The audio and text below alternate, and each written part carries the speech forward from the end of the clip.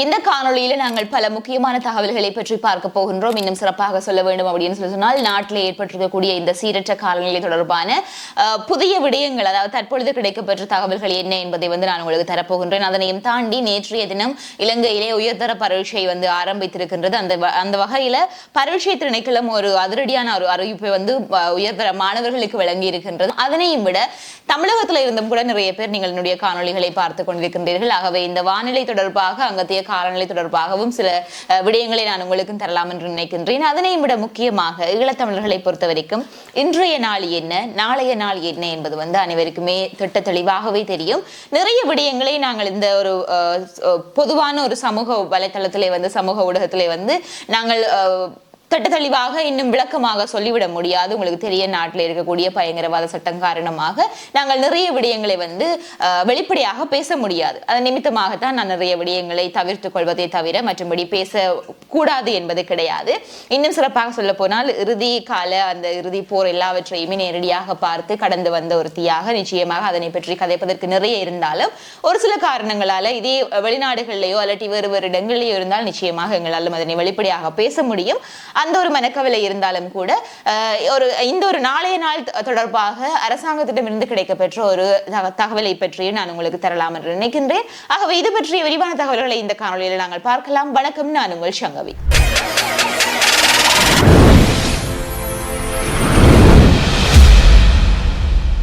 Video பார்த்து கொண்டிருக்கிற நீங்க யாராவது என்னுடைய சேனலை சப்ஸ்கிரைப் பண்ணாம பார்த்து கொண்டிருந்தீங்கன்னா சப்ஸ்கிரைப் பண்ணிட்டு பாருங்க.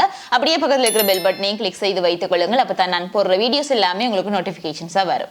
தென்மேற்கு வங்கக்கடல்ல உருவாகி இருக்கக்கூடிய இந்த காற்றழுத்த தாழ்வு நிலை திருகோணமலைக்கு தென்கிழக்கே சுமார் 410 கிலோமீட்டர் தொலைவில் 25ஆம் தேதி இரவு முதல் நிலை கொண்டிருக்கின்றதாக வானிலை ஆய்வு மையம் தெரிவித்திருக்கின்றது.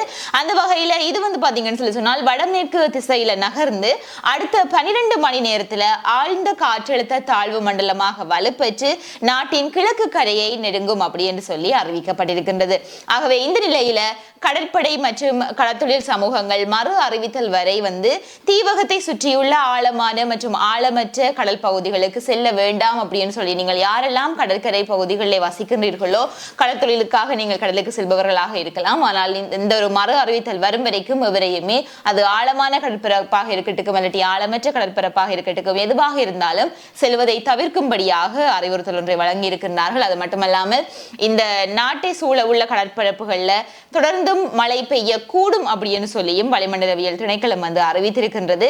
இன்னும் குறிப்பாக சொல்ல போனால் இந்த காற்று வடகிழக்கு திசையிலே மணிக்கு 40 தொடக்கம் 50 கிலோமீட்டர் வேகத்திலே காற்று வீசும் அப்படின்னு சொல்லியும் அவ்வப்போது மணிக்கு 60 தொடக்கம் 70 கிலோமீட்டர் வேகத்திலையும் காற்று வீசும் அப்படின்னு சொல்லியும் குறிப்பிடப்பட்டிருக்கின்றது. ஆகவே இதன் காரணமாக நாட்டில் இருக்கக்கூடிய அதாவது நாட்டை சுற்றி இருக்கக்கூடிய கடல் பகுதிகளில் சில சமயங்கள்ல கொந்தளிப்பாகவும் இருக்கும் அப்படின்னு சொல்லியும் சொல்லப்படுகின்றது. ஆகவே நிச்சயமாக இந்த கடலுக்கு செல்லக்கூடியவர்கள் நீங்கள் செல்வதை தவிர்ப்பது நன்றி. இன்னும் சிறப்பாக மன்னார் மாவட்டத்திலேயும் கூட இந்த ஒரு அறிவித்தலை வழங்கி இருக்கின்றார்கள். ஆகவே வெறுமனே மன்னார் மாவட்டம் அல்லது இந்த மாவட்டத்துக்கு தான் அப்படின்னு சொல்லி நீங்கள் அந்த விடயங்களை எடுத்துக்கொள்ளாமல் கடற்கரை பகுதிகளிலே யாரெல்லாம் வாழுகின்றீர்களோ நீங்கள் கடலுக்கு செல்வதை தவிர்த்துக் கொள்வது இன்னும் சிறப்பாக இருக்கும். அதே சமயம் இந்த சீரற்ற காலநிலை தொடர்பாக யாழ் பல்கலைக்கழக புவியியல் துறை சிரேஷ்ட விரிவுரையாளர் நாகமுத்து பிரதீபராஜா அவர்களும் தன்னுடைய கருத்தை தெரிவித்திருக்கிறார். அவர் தெரிவிக்கும் பொழுது பாத்தீங்கன்னு சொன்னால் வங்களா விரிகுடாவில் இலங்கைக்கு தென்கிழக்காக உள்ள ஆழ்ந்த காற்றழுத்த தாழ்வு மண்டலம் வடக்கு வடமேற்கு திசை நோக்கி நகர்ந்து வருகிற நிலையில் நகரும் வேகம் மந்தமாக இருப்பதாக அவர் குறிப்பிட்டிருக்கின்றார். இது தொடர்பாக அவர் மேலும் தெரிவிக்கையில் அம்பாறையிலிருந்து தென்கிழக்காக 238 கிலோமீட்டர் தொலைவில் அதன் மையம் காணப்படுகின்றது. இன்று அதாவது 26ஆம் தேதி காலை 8 மணியளவில் இருந்து 140 கிலோமீட்டர் தூரத்தில் காணப்படும். நாளை மாலை 3 மணியளவில் அம்பாறைக்கு மிக அண்மித்து அம்பாறையில் இருந்து 82 கிலோமீட்டர் தூரத்தில் அதன் மையம் காணப்படும். இந்த ஆழ்ந்த காற்றழுத்த தாழ்வு மண்டலம் 27ஆம் தேதி அதிகாலை 2 மணியளவில் மட்டக்களப்பு நகரில் இருந்து 91 கிலோமீட்டரில் காணப்படும். அதன் பின்னர் நண்பகல் 1 மணியளவில் திருகோணமலையில் இருந்து 94 கிலோமீட்டர் தூரத்தில் காணப்படும். பின்னர் 27ஆம் தேதி மாலை 6 மணிக்கு முல்லைத்தீவில் இருந்து கிழக்காக 109 கிலோமீட்டர் தூரத்தில் இந்த புயல் காணப்படும். தற்போதைய நகரும் வேகத்தில் தான் இந்த புயலின் இட அமைவு மேற்குறிப்பிட்ட இடங்களில் காணப்படும். நகரும் வேகம் மாற்றமடைந்தால் இடங்களும் மாறும் என்பதை கருத்தில் கொள்க. கரையை கடக்கும் இடம் இன்னமும் தெளிவாகவில்லை, தீர்மானமாக அறிந்ததும் தெரிவிக்கப்படும். வடக்கு கிழக்கு மாகாணங்களின் அனைத்து மாவட்டங்களிலும் நாளை முதல் காற்றின் வேகம் அதிகரிக்க வாய்ப்புண்டு. அம்பாறை மாவட்டத்தில் காற்றின் வேகம் அதிகரிக்கும். முன்னரே குறிப்பிட்டபடி இன்றும் நாளையும், அதாவது நவம்பர் மாதம் 26 மற்றும் 27 மிக முக்கியமான நாட்களாகும். இடிமின்னல் நிகழ்வுகளும் இடம்பெறும் என்பதனால் இடிமின்னல் தொடர்பிலும் மக்கள் அவதானமாக இருப்பது அவசியம். ஆகவே இந்த ஒரு தகவலை இந்த புவியியல் துறை சிரேஷ்ட விரிவுரையாளர் நாகமுத்து பிரதீபராஜா அவர்கள் தெரிவித்தது மட்டுமல்லாமல் வளிமண்டலவியல் திணைக்களம் கூட மக்களை மிக அவதானமாக இருக்குமாறு தெரிவித்திருக்கின்றது. ஆகவே நிச்சயமாக அனைவரும் எச்சரிக்கையுடனும் விழிப்புணர்வுடனும் முன்னாத்துடனும் இருப்பது அவசியமாக இருக்கின்றது. அதே சமயம் ஏற்கனவே நான் சொல்லியிருந்தது போல மறு அறிவித்தல் வரும் வரைக்கும் மீண்டும் மீண்டும் நாங்கள் சொல்லுகின்றோம், கடல் பரப்புக்கு செல்வதை தவிர்த்துக் கொள்ளுங்கள். இன்னமும் குறிப்பாக தற்பொழுது பாத்தீங்கன்னு சொல்லி சொன்னால் நேற்றைய தினம் இந்த உயர்தர பரீட்சை ஆரம்பித்திருந்தது. ஆகவே உண்மையிலேயே இந்த ஒரு காலப்பகுதி என்றது வளமையாகவே மாறிக்காலம், மழைகள் இருக்கும், மழை காலமாகத்தான் இருக்கும். ஆனால் இந்த கொரோனா காலகட்டத்தின் பின்னராகத்தான் இந்த உயர்தர பரீட்சைகள் நடக்கக்கூடிய திகதி என்பது பின்தள்ளியதாக இருக்கின்றது. அல்லது வளமையாக 8ஆம் மாதம் அளவிலே பரீட்சைகள் நடைபெற்று முடிவடையும். ஆகவே இந்த ஒரு காலப்பகுதியில் இந்த தாளமுகம் காரணமாக இன்னும் ஒரு இக்கட்டான நிலைமை மாணவர்களுக்கு ஏற்பட்டிருக்கின்றது. குறிப்பாக முல்லைத்தீவை பொறுத்த வரைக்கும் வட்டுவால் பாலத்தை மூடியதாக அந்த வெள்ளம் காணப்படுகின்ற காரணத்தினால முல்லைத்தீவு மகா வித்தியாலயத்துக்கோ அல்லது அதை தாண்டிய பாடசாலைகளுக்கு, அதனை அண்மித்த பாடசாலைகளுக்கு செல்லக்கூடிய மாணவர்களுக்கு அது மிகவும் சிரமம். நேற்றைய தினமே கூடுதலாக இராணுவத்தினர் எல்லாமே நிறைய பேர் அந்த மாணவர்களுக்கு உதவி செய்திருக்கிறார்கள் அவர்கள் தங்களுடைய பரீட்சை நிலையங்களை சென்றடைவதற்கு. ஆகவே இந்த இனி வருகின்ற நாட்கள் என்பது இன்னமுமே கஷ்டமாக இருக்க போகின்றது. இந்த ஒரு சீரற்ற காலநிலை காரணமாக என்கின்ற ஒரு விடயத்தினால பரீட்சைகள் திணைக்களம் இந்த உயர்தர மாணவர்களுக்கு ஒரு சலுகை ஒன்றை அல்லது ஒரு வசதி ஒன்றை கொடுத்திருக்கிறார்கள் என்று கூட சொல்லலாம். அது என்ன அப்படின்னா, உங்களுக்கு அருகிலே இருக்கக்கூடிய எந்த ஒரு பரீட்சை நிலையமாக இருந்தாலும் உங்களுக்கு தரக்கூடிய அந்த அனுமதி சீட்டுல எந்த பரீட்சை நிலையத்துக்கு, எந்த பாடசாலைக்கு சென்று நீங்கள் பரீட்சை எழுத வேண்டும் அப்படின்னு சொல்லி அங்கே தெரிவித்திருப்பார்கள். ஆகவே அந்த பரீட்சை நிலையத்துக்கு சென்றுதான் நீங்கள் பரீட்சை எழுத முடியும். ஆனால் தற்பொழுது இருக்கக்கூடிய இந்த சீரற்ற காலநிலை காரணமாக உங்களால் அந்த பரீட்சை நிலையங்களை அடைய முடியாமல் போய்விட்டால் நீங்கள் உங்களுக்கு அருகிலே இருக்கக்கூடிய எந்த ஒரு பரீட்சை நிலையத்துக்குமே சென்று உங்களுடைய பரீட்சைகளை எழுத முடியும் அப்படின்னு சொல்லி தெரிவிக்கப்பட்டிருக்கின்றது. ஆகவே இதனை அனைவருமே கருத்திலே கொள்ளுங்கள்.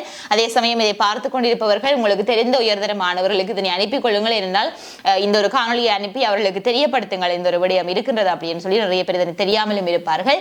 ஆகவே நிச்சயமாக இந்த உயர்தர பரீட்சை என்பது வாழ்க்கையிலே ஒரு முக்கியமான ஒரு கட்டம், ஒரு திருப்பு முனையை உருவாக்கக்கூடிய ஒரு விடயம். ஆகவே தயவு செய்து பொதுமக்களாக இருக்கட்டும், மேனியவர்களாக இருக்கட்டும், யாராக இருந்தாலும் கூட உயர்தர மாணவர்கள் பரீட்சைக்கு செல்லக்கூடிய மாணவர்களை நீங்கள் வீதியோரத்திலே கண்டால், அவர்கள் பரீட்சை நிலையங்களை சென்றடைய முடியாமல் இருந்தால் அவர்களுக்கு உதவி செய்யுங்கள். இது ஒரு கட்டாயமான அத்தியாவசிய தேவையாக அவர்களுக்கு இருக்கும் என்றதை இந்த இடத்துல நான் தெரிவித்துக் கொள்ள விரும்புகின்றேன். அதே சமயம் தமிழகத்திலிருந்து நிறைய பேர் நீங்கள் என்னுடைய காணொலிகளை பார்க்கின்றீர்கள். ஆகவே அங்கத்திய காலநிலையை பொறுத்த வரைக்கும் இலங்கைக்கு சொல்லுகின்ற அதே விடயம் தான். கடற்பரப்பில் இருக்கக்கூடியவர்கள், கடற்கரையை அண்மித்து வாழக்கூடியவர்கள் கடலுக்கு செல்வதை நிறுத்திக் கொள்வது, மறு அறிவித்தல் வரும் வரை நீங்கள் நிறுத்திக் கொள்வது சிறந்ததாக இருக்கும். தற்பொழுது கடற்பரப்புக்கு சென்ற நிறைய படகுகள் மீண்டும் வரவழைக்கப்பட்டிருக்கின்றன. அந்த அடிப்படையில் இன்றைய நாளை பொறுத்த வரைக்கும் 26ஆம் தேதியை பொறுத்த வரைக்கும் மயிலாடுதுறை, நாகப்பட்டினம், திருவாரூர் மாவட்டங்களிலேயும் நாளை கடலூர் மற்றும் மயிலாடுதுறை மாவட்டங்களிலேயும் சில இடங்களில் 20 சென்டிமீட்டருக்கும் கூடுதலான மழை கிடைக்க வாய்ப்பு இருக்கின்றதாக சொல்லப்பட்டிருக்கின்றது. அதே சமயம்